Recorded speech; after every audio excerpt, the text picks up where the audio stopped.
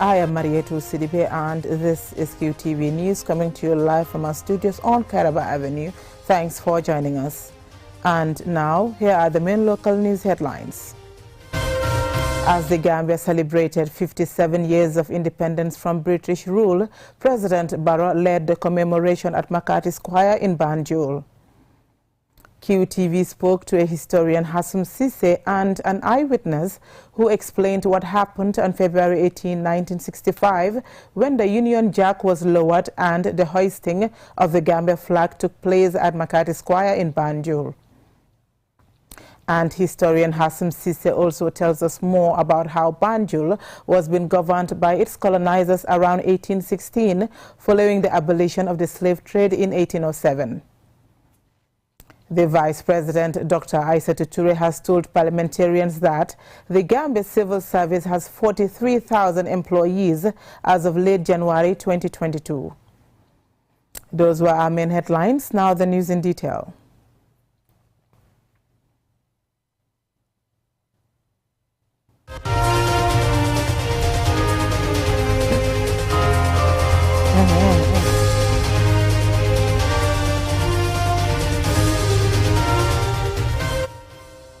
We do apologize for the late start. At a colorful event at Makati Square marking 57 years of Gambia's independence, President Barrow delivered a speech across a range of topics, including striving for freedom from economic dependence and the need for unity. More in this report.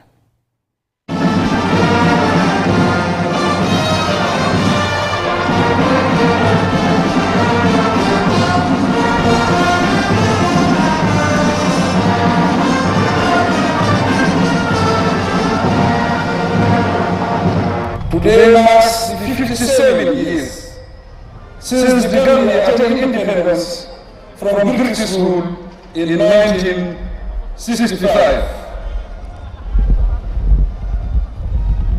As we celebrate our independent anniversary, we can also rejoice at the realization that there is no longer any African nation under colonial rule.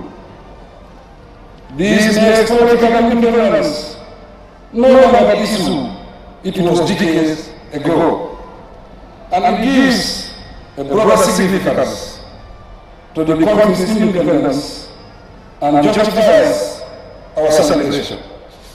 Economic independence is the key focus of my address today. Although it is my view that absolute economic independence is impractical, it is evident that we can reduce our heavy dependence on the outside world. The question is, how can we do this meaningfully? The solution depends so hugely on how practical we are and how far we choose to go in raising our productivity and production capabilities and outputs.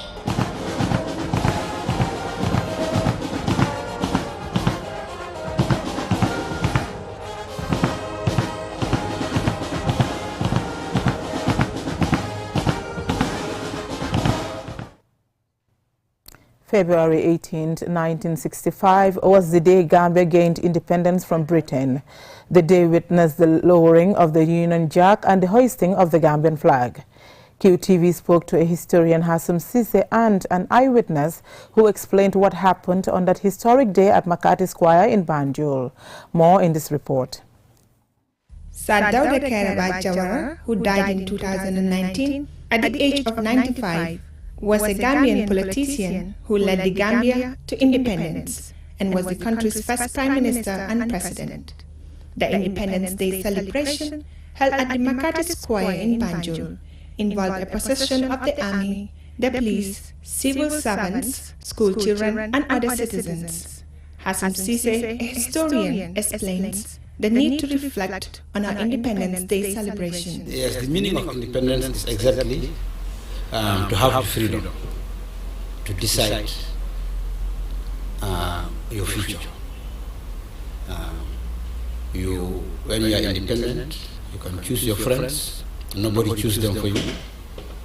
You can chart the course in economy, in politics, in culture that you want your country to take without anybody doing it on your behalf. Mr. Cisse also explained how the public was sensitized about the day. By that time, the Gambia was just about 2 years old, so there was use of radio. Like I said, we had newspapers, okay, and of course, there was also mobilization through the chiefs, the district chiefs. Each chief was informed of this great day, 18th February, and they were asked to mobilize the people. School children were mobilized through the schools, so there was mobilization also through the schools. There was mobilization also, through the places of worship, the imams, the church leaders, So this was before internet, okay? But all the ways of mobilizing, were used. Tombong Jawara, an eyewitness of Independence Day in 1965, and a relative to former President Jawara, explains what he saw. 1945. I was born in 1945, so I can still recall our first independence held at Makati Square. The moment the Union Jack was lowered and the Gambia flag hoisted, there was a woman carrying her child on her back. Then the lights went off and people started shouting. This young woman collapsed and people trampled on her. She and her child died at that instant. That is the work of Allah. Independence Day was historic. Hassim Cisse explains the reaction of Gambians on that day. The Makati Square was full of people waiting for midnight for the Gambian flag to be hoisted. And there was a lot of emotion, happiness, hope, okay, tears of joy, okay. Well, maybe some people collapse, from sheer, happiness, okay. So it was an ecstatic moment. Those who witnessed it, the journalists, BBC, Newsweek, the Times of London, all the news agencies were represented. The Gambia's road to independence was through dialogue, concession and constitutionality, according to Mr. Cisse. The independence should encourage Gambians to unite because the celebrations on that day depicted freedom and ownership. For QTV News, I am Zainab Haidar. In 1816, the British founded Banjul as a trading post and base for suppressing the slave trade, which they had abolished in their colonies in 1807. The city was first named Bathurst after Henry Bathurst, the secretary of the British Colonial Office, but was changed to Banjul in 1973. In this story by Zainab Haidara, narrated by Abibatu Cisse, Hassim Cisse tells us more about how Banjul was being governed by the colonizers. When the British abolished the slave trade in their settlements in 1807, they tried to look for a suitable location in the Gambia from where they would be able to monitor the river and stop ships from entering and leaving with slaves. Alexander Grant, a British Army officer, came to negotiate and signed a treaty with the Chief of Combo in April 1816 for the cessation of the detached sandbank known as St. Mary's Island. Originally called Banjulu by the Portuguese, Grant named the new settlement Bathurst, after the colonial secretary of the time, Lord Bathurst. Banjul, our capital city, sits on an island where the Gambia River meets the Atlantic Ocean. Hassim Cisse, a historian, explains how Bathurst was being administered over a century ago. For a very long time, you had the British governor, at various times also called an administrator or a lieutenant governor, was like the head of the administration, assisted by a colonial secretary and a phalanx of civil servants. There were strict sanitary regulations. The Butterfield used to inspect every compound. Even if they see a small amount of stagnant water that can send the person to jail for 3 days, you admire too. And number two, animals were not allowed in the town. In those days before independence, you cannot keep cows or goats or sheep in battles.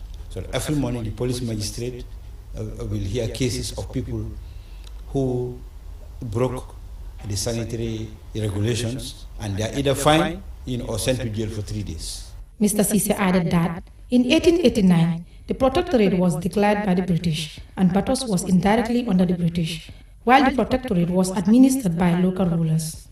So you have now two systems of administration. One, the direct rule here by the governor, okay, for Batos, and of course the indirect rule of the protectorate through the chiefs. Things like sanitation, tax collection, roads in Batos, all were under the control of the Board of Health. What was locally called Board of Health. According to Cisse, eventually, there was the establishment of a municipal council in Batos in 1931, comprised of European officials presiding over the council and indirectly elected councillors. He explains the impact of British administration. Introduction of municipal politics in 1931. I think that was very good, because that was really the beginning. Like the Batos Town Council became like the nursery for future Gambian politicians. So really, there's a lot of continuity, okay, from the colonial rule, to date. It is not, bad, okay, particularly if we retain those aspects we think are of value to us today. Furthermore, he reveals that prominent Gambian politicians and founding fathers like Reverend J.C. Faye, Gaba Jahumpa, Saliu Jack, amongst others, started as councillors at the Batos Town Council. For QTV News, I am Abibatu Cisse. That's all we have for you in this bulletin. Join us tomorrow for more news. Thank you for watching.